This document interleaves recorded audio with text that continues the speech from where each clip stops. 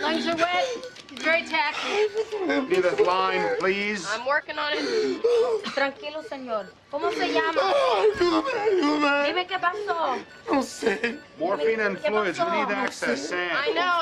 No Wait, idea. I'm He doesn't know surprised. what happened. Worry about IG after you've got him on monitor and start a Foley to document renal function. Got it. 18 gauge on the left anticube. A liter wide open.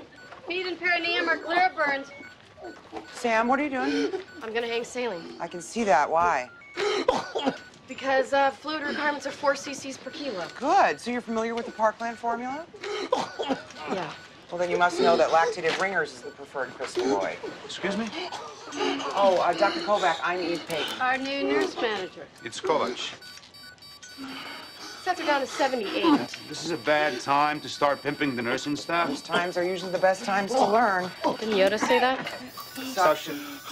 All right, you've got this, Eve. Why don't you come with me, and I'll introduce you to the bean counters. All right. All right, well, that patient obviously is continuing to do as badly as we thought that he might. It was interesting that they hadn't given the patient any IV fluids, but they were already saying that the patient's lungs were wet. What's going on there? What do they mean?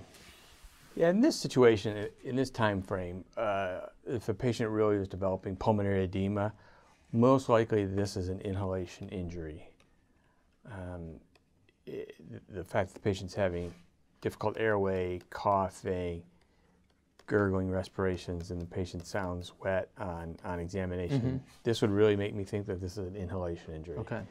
Later on, patients can develop wet lungs, and it really has to do with two reasons. First of all, over time, burn patients do develop a generalized increase in their capillary permeability. Okay. You know, this is like maybe 4 to 6 hours after their burn.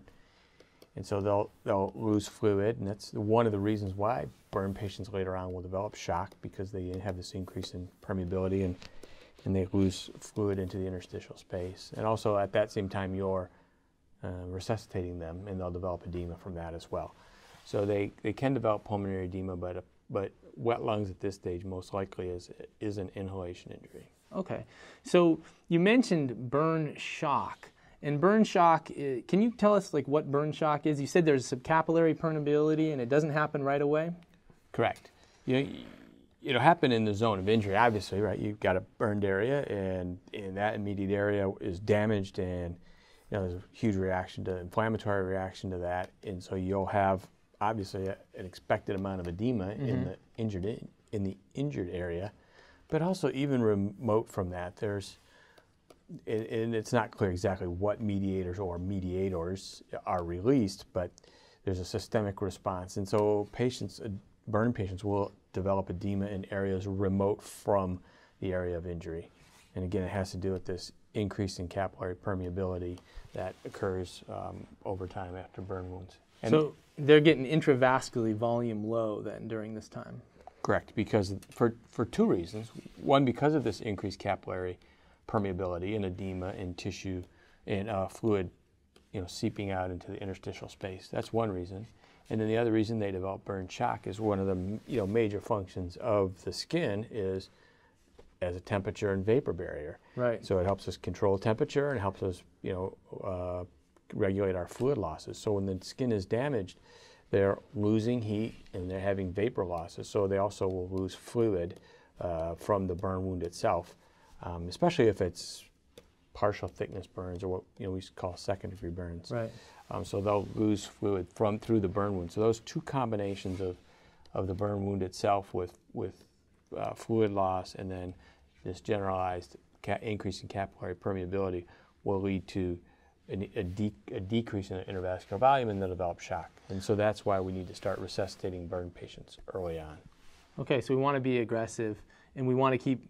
Is there anything else in that kind of, you said maybe 4 to 6 hour window, that if they go into shock that you're thinking about? Is that too early for infection, or could they go get infected and get septic that early?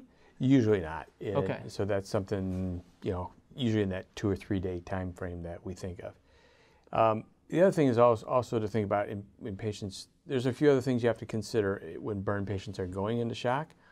as I said, one is they might be trauma patients, and so this guy may have jumped from a second-story window and have a ruptured spleen. Patients with inhalation injury tend to lose more fluid than comparable burn patients with comparable sized burns, so they tend to require a little bit more resuscitation. And then another thing to consider is underlying medical problems. Okay. So the patient that's having an MI or is in congestive heart failure from whatever pre-existing medical problems they have. Right. And then the last thing you have to think about is somebody who goes into, especially if they go into early shock and it doesn't quite add up. The fourth thing you have to think about is chemical exposures in industrial accidents. We had this happen to us once, and a patient that was in a car crash got burned, wasn't behaving. Some people in the ER started to feel poorly. Turned out phosphodiesterase poisoning. Oh, wow. A whole bunch of people got exposed. So you have to think about chemical exposures as well in some of these patients. I guess that's a good reason to put the gown and gloves on that we saw on some of those providers there. Correct. Excellent. Well, another thing that they were talking about was the use of IV fluids in this patient. And clearly you've given us a lot of reasons why we're going to give patients fluids aggressively. Someone in there mentioned the Parkland formula and said that it's 4 mLs per kilo. Do you use the Parkland formula? And if so, what kind of fluid do you use? Yes. And again, remember, assuming it's just a straightforward burn and there's not trauma or some other injuries, if a patient doesn't start getting resuscitated for an hour or two, it's not crucial, right? Okay. I mean, you're going to have to play catch up.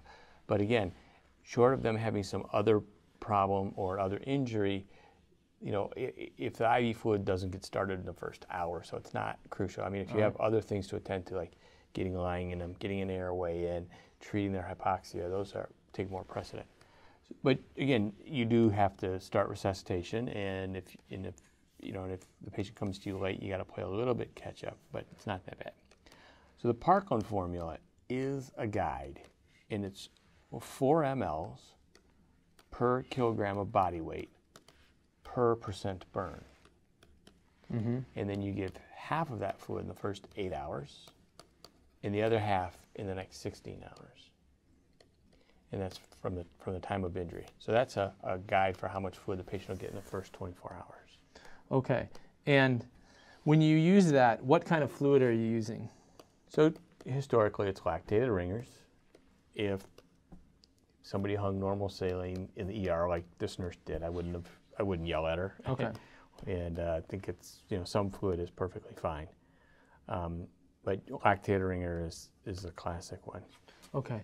And if you, some people have talked about using colloids. Do we want to use colloids early? Is there evidence that we should be using colloids early in this patient's resuscitation? Is it better if we got them? No. Okay. There's some data, mostly in children, that maybe in that 16 hours or after the first 24 hours you might want to add colloid, but in the first 24 hours or so it's not crucial. And so if you're not at a burn center and you're the first place that gets these people and you're resuscitating them, lactated ringers for that first 24 hours is perfectly fine. Now, if you do the math on this, right, a 40% or 4 mLs, 70 kilogram person, 50% burn, I haven't done the math. Do math. I may not be able to. Right, okay. Go ahead. So let's do 4 mLs. Times 70 kilograms is... Well, first you got to be able to write. So 70 kgs. It's 280 mLs. Times 50% burn. Times a 50% burn. Right. Okay. So that gets you what? 300 1,400? times, more than that. No, I mean, sorry, 14,000. 14,000, right. 14,000, okay.